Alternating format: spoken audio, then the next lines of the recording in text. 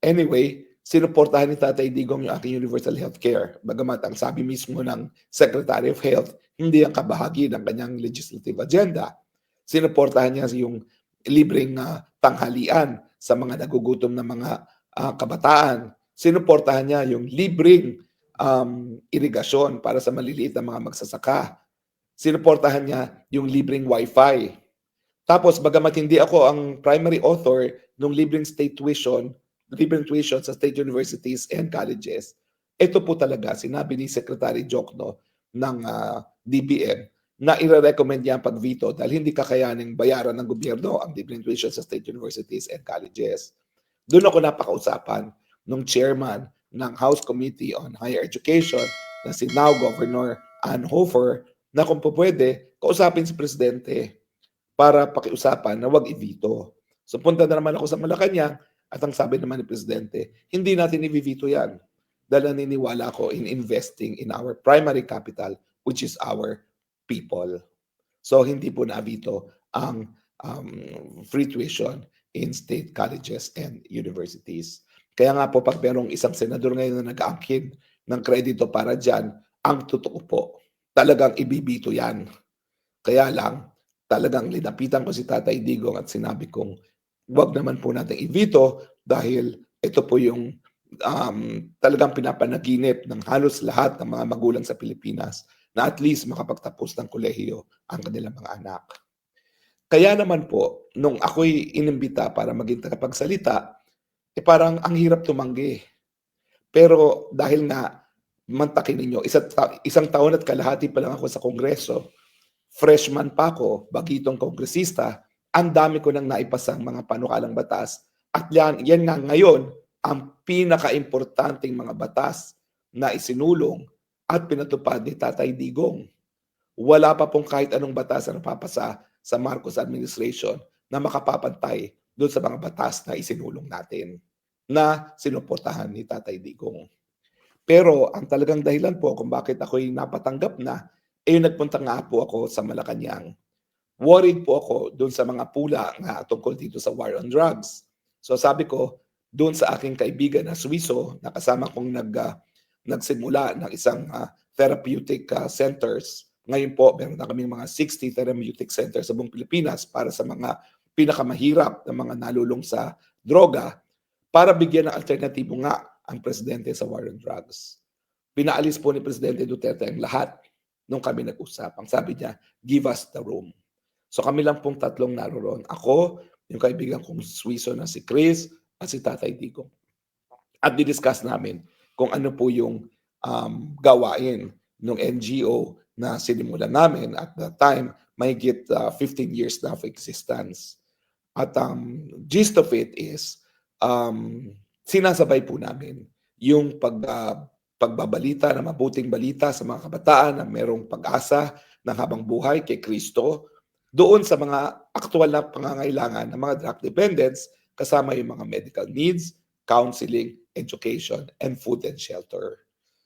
At ang sabi niya, alam nyo, I agree with you. Dahil pati ang nanay ko, hindi naniniwala that rehabilitation is possible without faith. At sabi nga niya, mga dalubhasa sa Amerika ay nagsabi na meron talagang X factor na dahilan kung bakit nagiging matagumpay ang pagbabagong buhay ng mga nalululong sa masamang droga. At bago po matapos ang meeting, una sinabihan niya si Senator Bongo, bigyan ng 300. Sabi ni Senator Bongo, 300,000 Mayor? Hindi, 300 million. Bago kami lumabas, tinawag din si Annalyn Tolentino, kapatid ni Senator Ton, bigyan ng 300. 300,000 Mayor? Hindi, 300 million. Talaga nagpipilit po si Presidente Digong na magbigay ng 300 million doon sa amin sa NGO para sa therapeutic centers namin na itinayo. Hindi po namin natanggap yan. Kasi unang-una, ayaw talaga nila Senator Bongo at ng PMS na bigyan kami ng 300 million. Pero in the end, nagbotohan din po kami sa board ng aming NGO at sinabi na rin namin na siguro bilang isang NGO, mahirap tumanggap ng pera ng gobyerno. Pero ang dahilan po talaga kung bakit hindi namin natanggap yung 300 million, pumutok ang Marawi, yung ISIS at ginamit daw di umano yung pera para doon. Pero sa totoo lang, ayaw talagang ibigay sa akin ng PMS yan sa amin. At mabuti na rin na nagdesisyon yung board namin na wag nang tanggapin dahil parang makakaapekto yung pagiging independyente ng NGO kung tatanggap ng ganyang halaga sa gobyerno. So yan po ang kwento kung bakit napao ko, tinanggap ko na yung pagiging tagapagsalita dahil naniniwala ako na kung si Tatay Digong ay naniniwala sa pananampalataya bilang kabahagi ng rehabilitasyon ng mga biktima ng mga drug pushers, hindi totoo at walang katotohanan ng paratang na siya ay pumapatay ng tao. And the rest is history. Naging tapat po ako sa kanya dahil tinanggap ko ang hamon. Ang mga opinion ko bilang isang spokesperson, walang kinalaman sa mga personal kong mga paninindigan. Pero dahil ako po ay tagapagsalita niya, importante na ang lalabas lang sa aking bibig ay ang mga posisyon ng presidente. Kaya nga po kapag tinanong ako anong posisyon ng presidente sa death penalty, siyempre sasabihin ko sang-ayon. Bagamat isa po ako sa mga kongresista na humindi sa reimposition ng death penalty. Sa katunayan, bago po ako magpolitiko, ang pinaka-importanting project ko as an NGO person ay in coordination with the Dutch government. Hello, mga bangag sa gobyerno, malalim po ang aking working relationship with the Dutch government. At ang pinakamatagumpay ng proyekto ko with the Dutch government was the abolition of the death penalty in the Philippines. Kaya good luck po sa inyong pagtutol sa aking asylum dito sa Netherlands. In any case, yan ang dahilan kung bakit marami nagsasabi na doble cara daw ako. Dahil bigla ako nagbago ng opinion. Hindi po ako nagbabago ng paninindigan. Hanggang ngayon, tutol ako sa death penalty. Dahil alam ko po na hindi pa po mature ang ating judicial system. Hindi po dahilan para matakot ang kriminal ang pagkakaroon ng death penalty. Napatunayan na po ng mga ibang bansa na ang dahilan kung bakit nababawasan ang kriminalidad ay hindi ang death penalty, kung hindi pagpapatupad ng mga batas na epektibo. Siyempre, tinatanong din ako yung mga lowering the age of criminal liability for children. Siyempre, pabor si Tatay Digong. Ako, sa mulat-mula, tutol dyan. Pero pag ako tinanong bilang tagapagsalita, siyempre, yung pananaw ni Tatay Digong. Ganyan din po ang binabato nila sa akin pagdating sa ICC.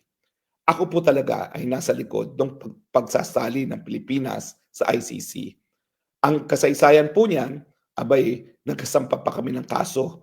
Ginamit ko yung anak ko na si Bianca para nga mapilitan si Gloria Macapagal-Arroyo na isumite sa Senado yung Tratado ng Rome para tayo maging miyembro.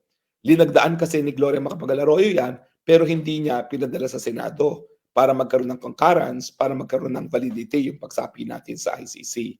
Ang sinasabi namin doon sa kasong yon, abay kung ayaw mong sumapi, huwag kang lalagda. Pero meron kasing EO na in-issue sa FBR na hanggang ngayon hindi pa nare-revoke na nagsasabi na kapag nalagdaan ng isang tratado, kinakailangan shall transmit to the Senate. Kapag sinabing shall, mandatory, hindi yan optional. So, sinubok pa namin na idaan sa kasuhan sa Supreme Court ang pagsumite ng Rome Statute nang para tayo maging kasapi ng Rome Statute, no? At bakit ko gusto maging kasapi ng ICC? Kasi ang Pilipinas po talaga teatro ng labanan. Yung pinakamadugong labanan in fact was the Philippine-American War, kung saan binaliwala talaga ng mga Amerikano ang batas na umiiral kapag merong labanan, yung tinatawag na international humanitarian law. Ang Manila, second most ravaged city during World War II. At syempre, since World War II, merong labanan nangyayari sa Pilipinas sa panig ng gobyerno, ng NPA at ng MNLF. At importante na kapag hindi gumagana ang lokal na hukuman, merong mapupuntuhan ng mga biktima.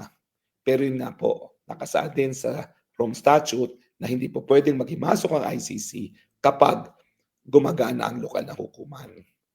Now, wala pong inconsistency sa aking paninindigan na dapat tayo maging miyembro ng ICC. Doon naman sa naging papel ko na ako pa ang nagbigay babala sa ICC, sa isang Assembly of State Parties sa New York, na tayo'y bibitiw kung magpipilit yung prosecutor na magpatuloy ng investigasyon laban kay Tatay Digong. Bakit? Kasi nga po, tayo naging kasapi lamang ng ICC kung dahil nga pwede lang magkaroon ng jurisdiction ng ICC kung hindi gumagana ang lokal na hukuman. At ang paninindigan ko na sinabi ko naman sa Assembly of State Parties dyan sa New York ng ICC sa UN headquarters, ang sinabi ko ay bukas po at gumagana ang lokal na mga hukuman. Sa katunayan, napakadami nating remedyo na binibigay sa ating mamamayan para maprotektahan ang karapatang mabuhay. Hindi lang po ang writ of habeas corpus, kundi na rin ang writ of amparo at saka writ of habeas data. At nung nagbigay-bigihan nga yung prosecutor at nagtuloy ng kanyang examination, tinuluyan na po ni Presidente ang pagbitiw at ang rekomendasyon ko, ituloy mo na rin. Dahil labag yan doon sa basihan kung bakit tayo pumayag sa pagiging kasapi ng ICC. At ngayon po, narito ako sa dahig. Unang-una dahil pinapunta ako dito para tumayong abogado ni Tatay Digong. Hindi po nabigyan ng katuparan yan, partly because humingi nga ako na asylum. Pero marami pa pong ibang dahilan yan at pinapasadyos ko na po kung ano ang mga nangyari at hindi nagkaroon ng katuparan na hindi ako naging abogado ni Tatay Digong. Pero meanwhile, itong aking singa po, haharap ako sa sarili kong paglilitis dahil haharap po ako sa unang hearing ng aking asylum application dito. No? At kung makikita nyo, papakita ko lang sa inyo ha. Yan po yung mga papeles na isusumiti ko. Yan, napakadami mga papeles po ang mga isusumiti ko. Hindi ko nga po alam kung paano dadalhin yan dun sa venue ng aking hearing kasi malayo po yung venue.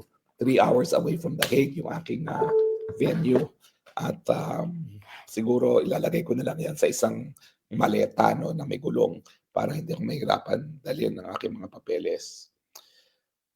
Meron pa rin akong suggestion kay VP at sa pamilya. Hindi pa po nila naaktuhan. Siyempre, tutol ang legal team ni Tatay Digong sa ICC dun sa aking suggestion. Pero ako naniniwala ako kasi tapatan lang. Wala na tayong aasahan sa ICC. Bakit? Well, sinabi ko na po yan. Unang-una, the ICC now is fighting for its sheer existence and survival.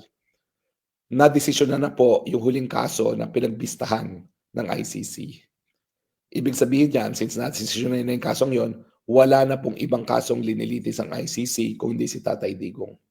At nung huling Assembly of State Parties, nung kailan labang, nagtatanong na ang mga bansa na kasapi ng ICC, dapat ba natin ipatuloy pa ang ICC na may budget ng 140 million euros a year, wala namang kaso nang nakabinbin para dinggin.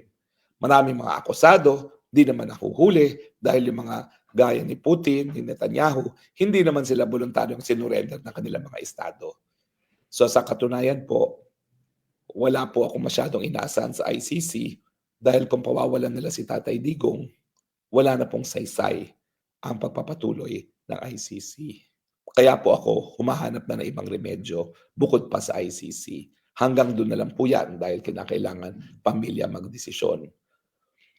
In any case, importanteng I guess sa panahon na naguhuling habiling si Tatay Digong, nabalikan ko rin yung aking naging journey sa sarili kong buhay.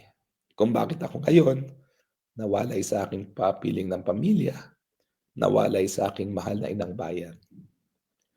Unang-una, yan po ay dahil sa ating paninindigan.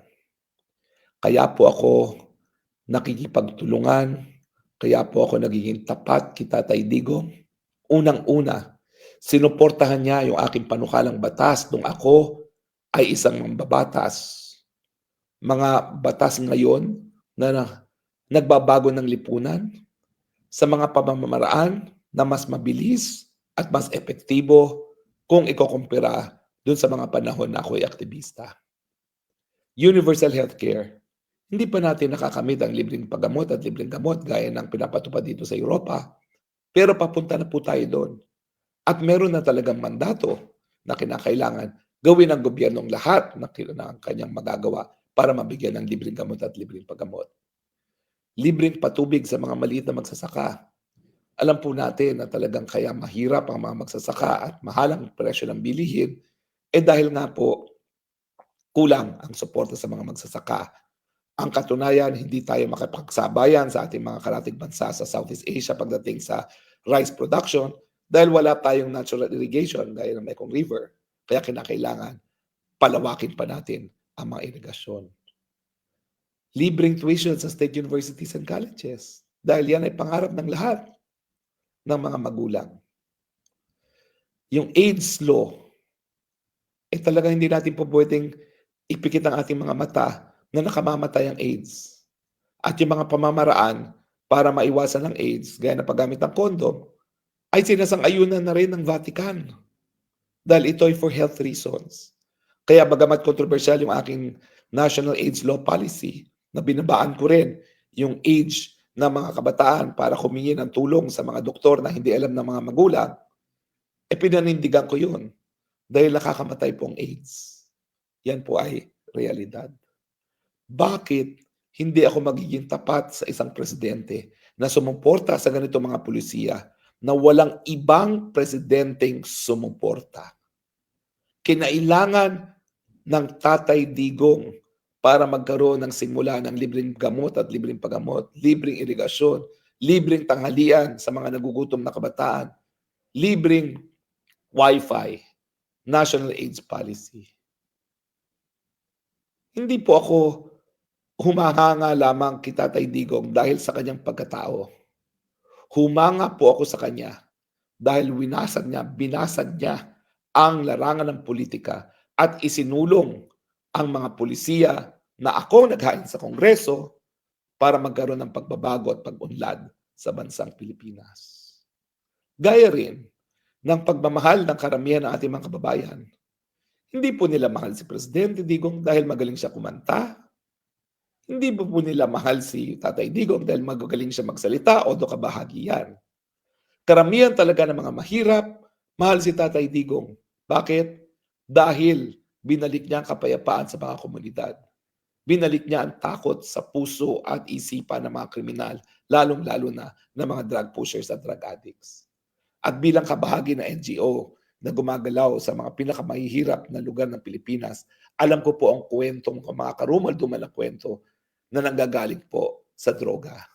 Mga ama na walang awang ginagahasa ang sariling mga anak, mga sanggol, patayan, nakawan dahil sa droga. Hindi po importante siguro sa mga nakatira sa gated community ang ganyang kapayapaan dahil sila mismo gumagamit ng cocaine. Pero kung kayo po ay ordinaryong mamamayan, ang nais mo lang ay makauwi na ligtas ang iyong anak galing sa eskwelahan. Ang ibig sabihin po, hindi kami nagiging tapat kay Tatay Digong dahil lang sa kanyang pagkatao. Tapat po kami kay Tatay Digong dahil sa kanyang nagawang serbisyo sa bayan, liderato na naging dahilan para magkaroon ng pulisiya, para maging mas maunlad ang buhay ng mga Pilipino, at yung dangal na binigay niya sa mga Pilipino, lalong-lalo na sa mga OFWs. Yung kanyang malasakit na pinakita na sa panahon ng COVID, inuwi niya ang mga OFWs bilang mga bagong bayani, all expense paid by the government. Wala pong kurap-kurap dyan. Wala siyang pakailangan kung kinakailangan umutang siya para maiuwi ang lahat ng Pilipinong gustong umuwi noong panahon ng COVID. Saan po kayo nakakita ng ganyang leader? At miski darating na nga po yung panahon na nag-uuling habilin na si Tatay Digong, hindi naman po natin makakalimutan yung ganyang legacy niya. Hindi po. Kaya nga po ako na nagsimula na hindi naman ako supporter ni Tatay Digong. Nakita ko po sa aking sariling dalawang mata what a difference it will make kung yung presidente magsusulong na pulisiya na pangtao at makatao. Yan po ang tunay na dahilan kung bakit yung mga gaya ko at marami pang mga taga-suporta ni Tatay Digong ay nalulungkot. Dahil ang nais namin, yung nagbigay ng mas mabuting kabuhayan, mas mapayapang mga komunidad sa Pilipinas, sana huwag ipagkait na sa sarili niyang inang bayan, sa kanyang syudad ng Davao na napaligiran ng karagatan, doon sana ang huling sandali ni Tatay Digong. Pagdasal po natin sa Tatay Digong. Prayers can move mountains. Salamat po. Bye-bye.